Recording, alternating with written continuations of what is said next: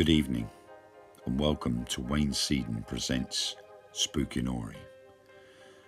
As the year draws to an end, here is this year's final ghostly tale. It is titled Overdue.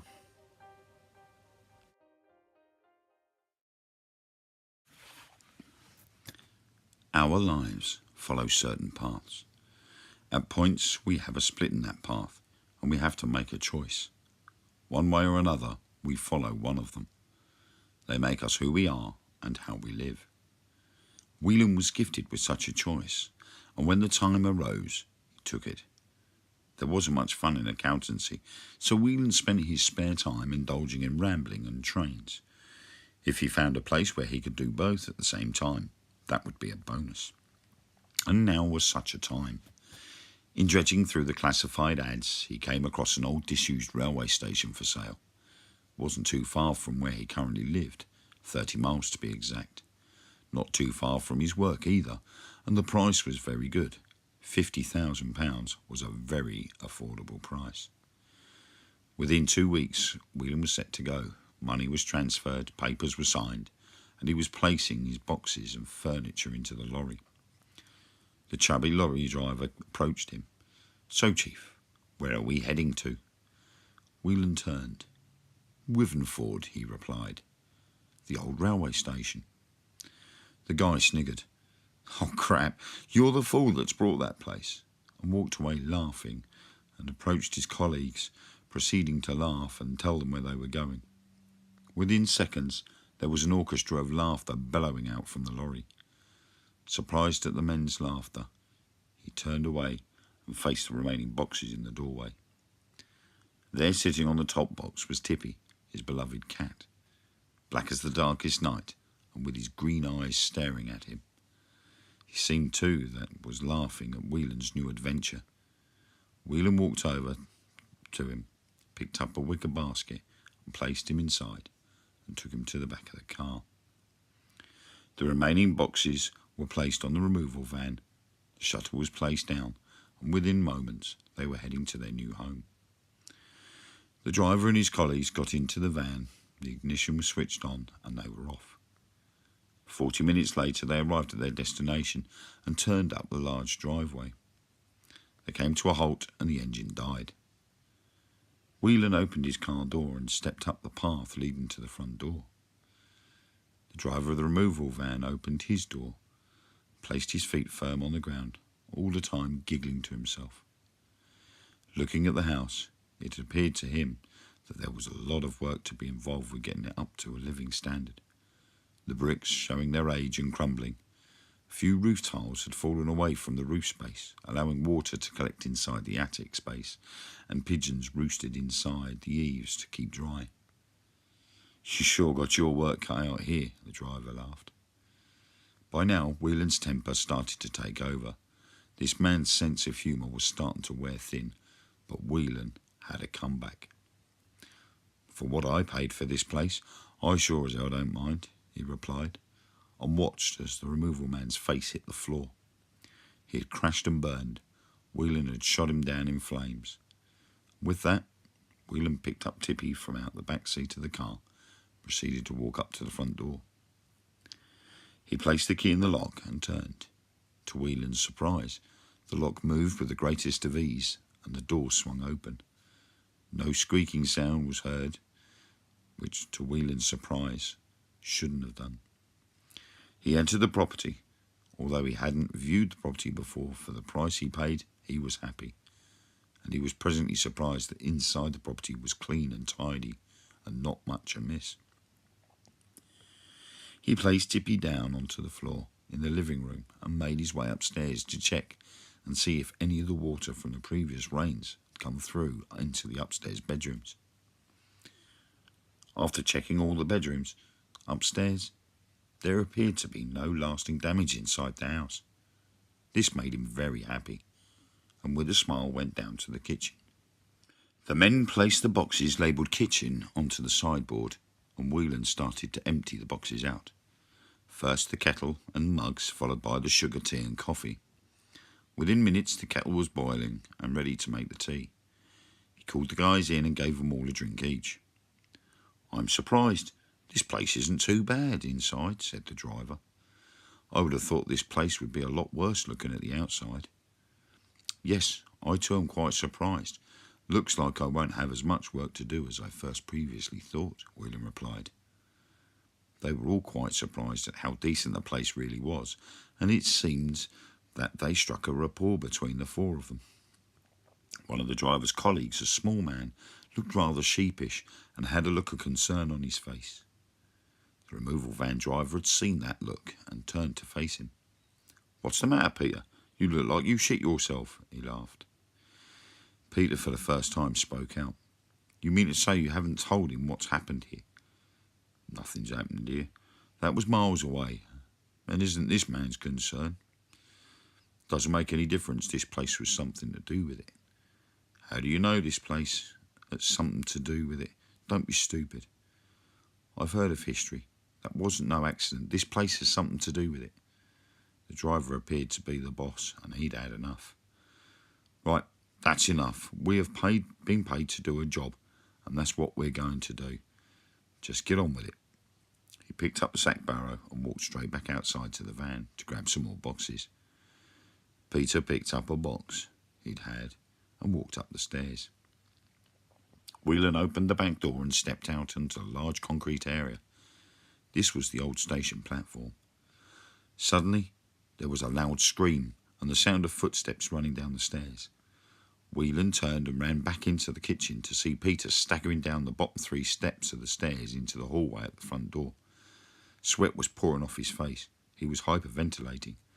"What's wrong?" Whelan calmly asked. Peter didn't want to hang around and had already opened the front door. Gasping for breath, he called back as he staggered down the footpath towards the van. "Your bedroom, it filled up with steamy smoke, like from a steam engine. I'm not going back in there," he cried, and leapt into the van and shut the door. Whelan turned away from the van to see the driver standing at the tailgate. He had a look of surprise on his face. He shrugged his shoulders at Whelan. "I've never seen him like that before. Something's upset him," he smirked. "He said something about steam and smoke upstairs in the bedroom. I'm going to go and see what he's on about." He ran up the stairs to the bedroom, pushed open the door. Nothing. No steam, no smoke. He walked into the room, and apart from the creaky floorboards, nothing seemed to be out of the ordinary. He turned to face the window. Something on the window ledge caught his eye. It was a train ticket stub. He held it up to get a closer look and began reading from it. "Single, 8th of August, 1947. The driver, Bill, was standing in the doorway behind him. That's when it happened. Whelan jumped. "Christ, you scared me," turning and facing Bill. "That's when it happened. What do you mean?" he asked. Bill took a step inside the room. "The train crash. That's when it happened. Killed 53 people." "What, here?" "No, not here. Further down the line, about 5 miles away," Bill replied. "I haven't heard about this before. I love trains and I'm local to this area. I would have heard of something." Bill gave a shrug and a smirk. "There's only one person left in this village that could possibly tell you more. Cyril's family run the deli up the road. He was part of the recovery crew after the accident." With that, Bill turned and headed down the stairs. "We're finished. Good luck. And by the way, Cyril is deaf as a post. You might be lucky and get something from him." With that, Whelan heard the front door close. The van started up, and the failing sound as it drove away from the house. Whelan walked downstairs and back into the kitchen. Tippy was sitting on the sideboard by the sink, staring out the window. "Oh, looks like it's just you and me, buddy." All the cat could do was stare back at him. He placed a sachet of food in his bowl and grabbed for his coffee. As soon as the food was on the floor, Tippy was there wolfing the food down. Whelan walked back into the living room and began ripping open the boxes and removing his belongings. Within 2 hours, the living room was unpacked and everything was exactly where he wanted it. His ornaments and books were all on the shelves, neatly stacked. The TV and other electronics were placed in a corner, all wired up ready. All the time he was unpacking, William was questioning everything that happened. What was it that Peter, the removal van, had seen in the bedroom? How was a 64-year-old ticket stub found its way into the bedroom window of that particular date? Whelan decided that tomorrow he would go and visit Cyril at the deli. It was starting to get dark and exhaustion was starting to kick in. So Whelan was tired and was happy that his bed was all set up and ready for him. He sat for a while with his favourite evening drink, a mug of milk with a dash of whiskey. Guaranteed to give you a good night's sleep, he thought, as he sipped away at his drink. Minutes later, he was laying his head down on the pillow, pulling the duvet over himself and snuggling in for his good night's sleep. Tippy, who already made himself comfortable at the end of the bed, was found asleep, probably dreaming of chasing mice. Within seconds of Whelan's head resting on the pillow, he was fast asleep. Whelan's sleep was short-lived.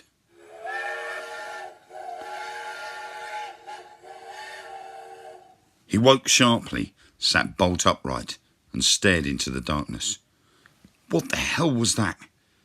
He thought to himself. He turned in his bed, and his feet found his slippers on the floor. He rose and stepped towards the window. Tippy had beaten him to it and was already sitting on the windowsill staring out. You heard it too, eh, fella? Whelan said, stroking the back of Tippy's head. He found the spot that his cat loved, and the low drone of him purring slowly rose into the room. Whelan opened the curtain slightly and peered out. In the darkness he could make out the old railway embankment, the trees and the shrubs that grew around the boundary of his garden. Then he froze. Just above the tree line he saw a small cloud, but it was moving and dispersing quickly, way too quickly to be just a cloud. He shook his head, turned and made his way back to his bed. What Whelan hadn't noticed was two figures standing on the edge of what was the old platform. Tippy had spotted them and his back had risen. Whelan hadn't even seen Tippy's reaction and had sloped off back to bed. Laying back in bed, questions started pulsing through his head. What had he heard? What had he seen? Laying in the darkness, eyes wide open and staring at the ceiling, Whelan started to see the questions in writing floating in front of him, like the mysterious cloud lifting up, then breaking up and disappearing into the night. After some time he drifted off into a restless, haunted sleep. Sunrise finally came. Whelan rose from his bed, stretched his arms and gave out a huge yawn. The cat was still laying on the windowsill, but turned his head and looked at Whelan as he got out of the bed and stepped into his slippers. Morning, you, Whelan said, stroking Tippy as he walked towards the door. Tippy jumped down to the floor and walked behind Whelan as he headed to the stairs. Neither of them had noticed another old ticket stubber had appeared on the windowsill. Tippy had parked his bottom on it during the night, and Whelan wouldn't discover it until after breakfast, when he went back upstairs to get dressed.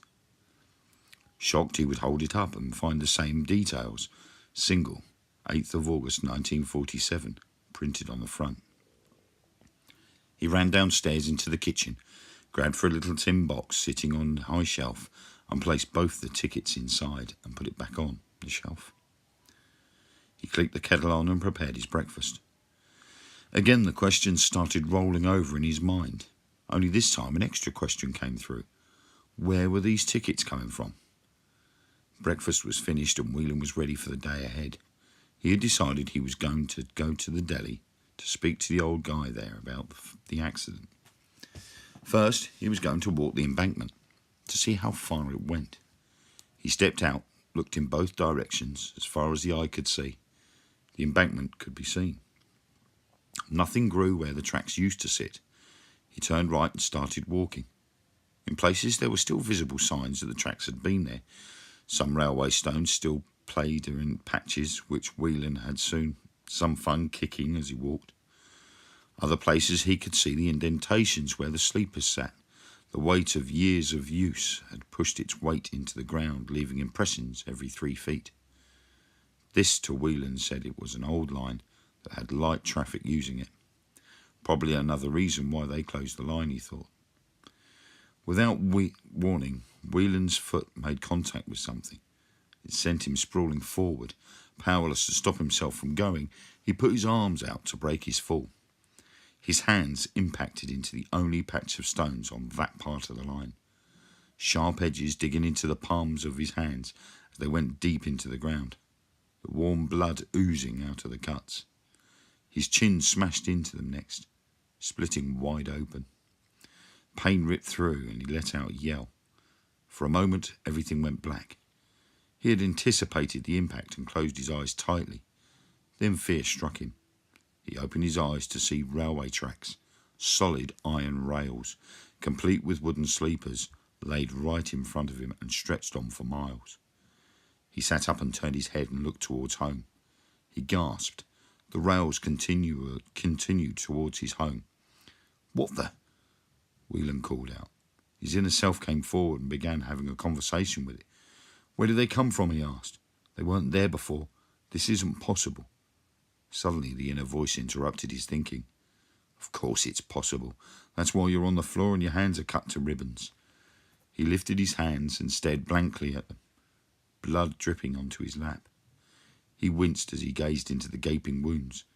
In places, flaps of skin were waving with every shake of his hands. Shaking his head, he pivoted onto his knees, stones digging into his kneecaps. Bearing the pain, he managed to get to his feet. And a few meters away down the line, he could see something.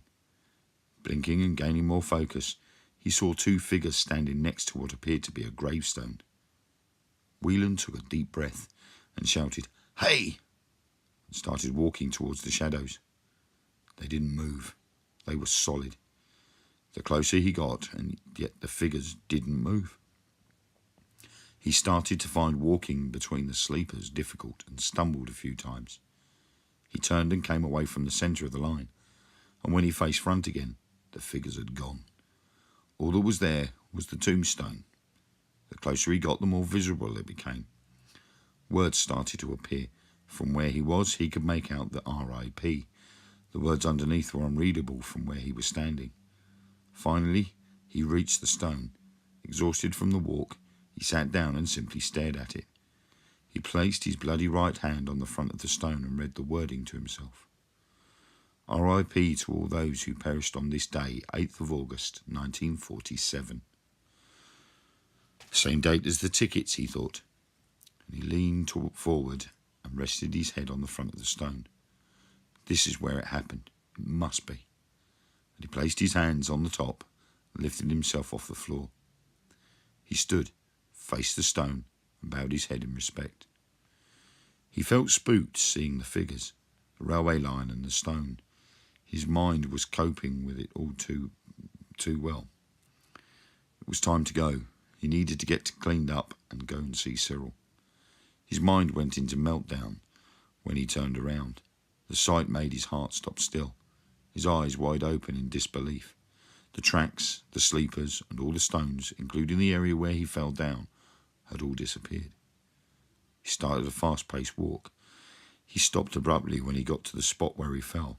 There was no blood on the ground. The stones were gone. His mind was that scrambled that he'd forgotten what had happened to his hands. He hadn't even noticed the pain since he got to the stone. He raised his hands. No blood, no cuts, and certainly no pain. He let out a yelp. "What the hell? Did I dream that? Am I hallucinating? What were those figures?" he asked himself. He needed to calm down. He closed his eyes and took a deep breath. He stood for a few minutes and slowly began to walk back towards the village, all the time asking himself the questions over and over again. The village itself was quite small. It comprised of around 400 homes and 2 small supermarkets, one either end of the village. A scattering of small shops and a handful of pubs. But most of the shops were connected by a main road that ran through the middle of the village. Jones's Deli was at the bottom of the village. Whelan stood outside, opposite, staring at the sign. It was in desperate need of some paint. Flakes of paint were peeling off and lay on the ground. The window frames also looked very dated, but the windows themselves were very clean. He walked up the few steps to the door, paused, then pushed on the handle. The door clicked, and then a chime rang out. As the door moved away from the frame and swung open, Whelan stepped in. In front of him were 4 rows of shelving, stocked with goods, local ciders and ales, pickles and homemade crisps. At the far end of the shop was the main counter, where the cold meats and cheeses were sold.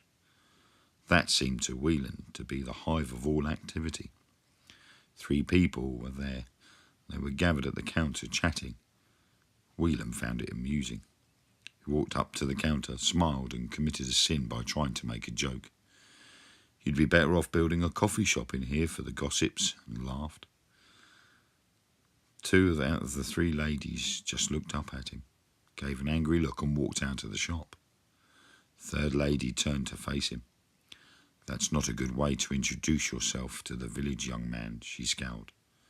His smile dropped, and he raised his hands as if to pray. "I'm so sorry," he replied. "I didn't mean to offend." And with that, she walked away.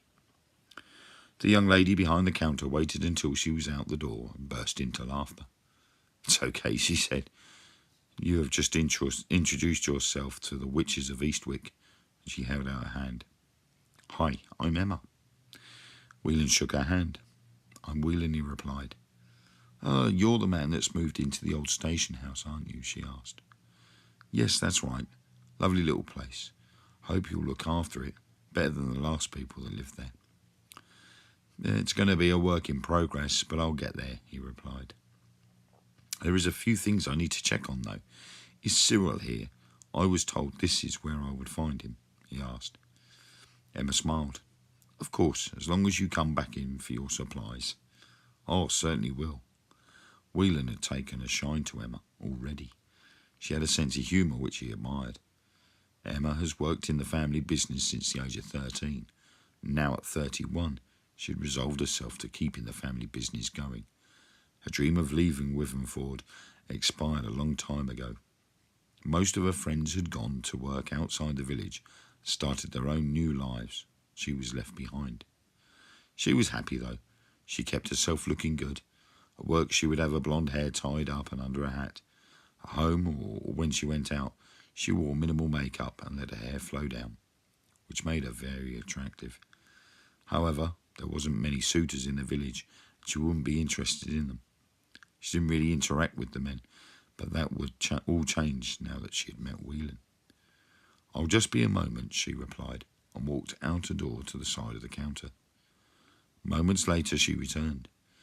"He's going to have a nap. If you return later, he'll talk to you then," she asked. "That's fine, I'll get a few bits here and I'll come back later on."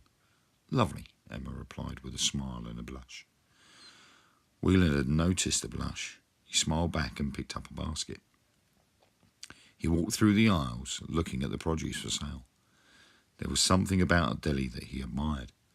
There wasn't any big well-known brands being sold. Most were all local produce, and a few fair trade products were available, like the tea and coffee. Whelan had the thought that it was most unusual to find a tea or coffee plantation in the UK. That made him giggle to himself again. He filled his basket and returned to Emma's counter. Inside the chiller cabinets were a myriad of cheeses, cold meats, and homemade pastries. Emma approached. Whelan gave a smile. "Great selection in here," he said. She returned the sentiment. "We like to give a good choice." Whelan liked his cheese, so upon looking, he decided on getting a variety.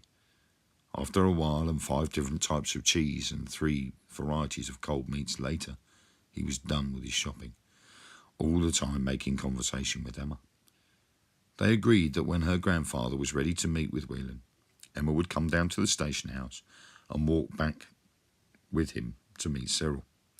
Whelan liked that idea. It meant he could chat with Emma a bit more. With the bill paid and bagged, he said goodbye and headed home. After the morning he'd had, to be going home with a smile on his face was a relief to him. He walked in through the door and was greeted by Tippy. He seemed happy that his master was home at last, and instantly started purring and getting under his feet as he walked through to the kitchen. Wheeler made a coffee, put the shopping away, and went into the living room. He sat in his armchair, turned on the TV, and sat waiting for Emma to arrive.